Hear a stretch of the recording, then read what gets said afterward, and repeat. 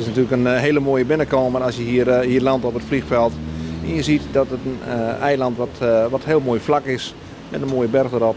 En waar groen is, waar heel veel leven is, waar een mooie haven is met grote boten.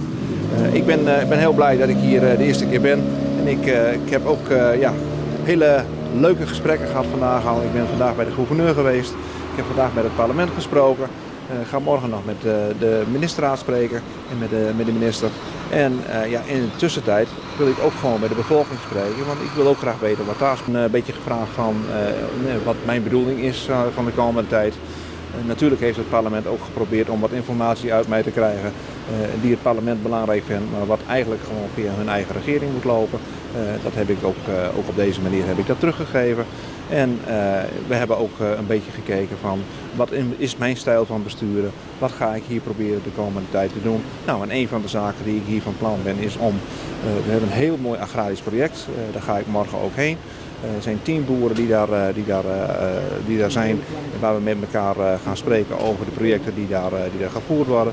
Want het zou natuurlijk heel mooi zijn dat de zelfvoorzienendheid op het eiland nog wat meer gestimuleerd kan worden. En dat wij die landbouwprojecten kunnen ondersteunen vanuit Nederland. En dat we daar een bijdrage aan kunnen leveren. Wat ik daarvan zeg, op dit moment zijn we nu ook nog een beetje in overleg met de diverse regeringen. Laat ik dat eerst gewoon even met die regeringen verder uitspreken van hoe we dat verder gaan doen.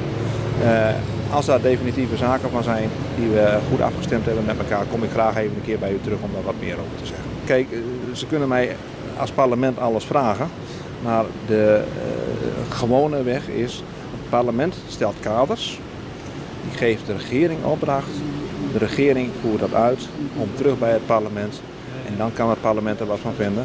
Ik ben een bewindspersoon van een andere regering.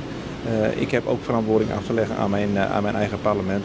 Dus die weg gaan we ook volgen. We hebben bestuurlijk overleg. Het bestuur van Aruba komt terug bij het parlement hier. En ik ga terug naar mijn bestuur naar het parlement in Nederland. En dat is de weg die we volgen op deze manier. Ik ben altijd werkzaam geweest in de landbouw. Dus het ligt mij heel na aan het hart. Dus ik vind het ook heel mooi dat het opgepakt wordt. En ik zal ook zeker stimuleren van wat daar gebeurt. Reken maar. Kijk, ik heb altijd een beetje de koude landen opgezocht.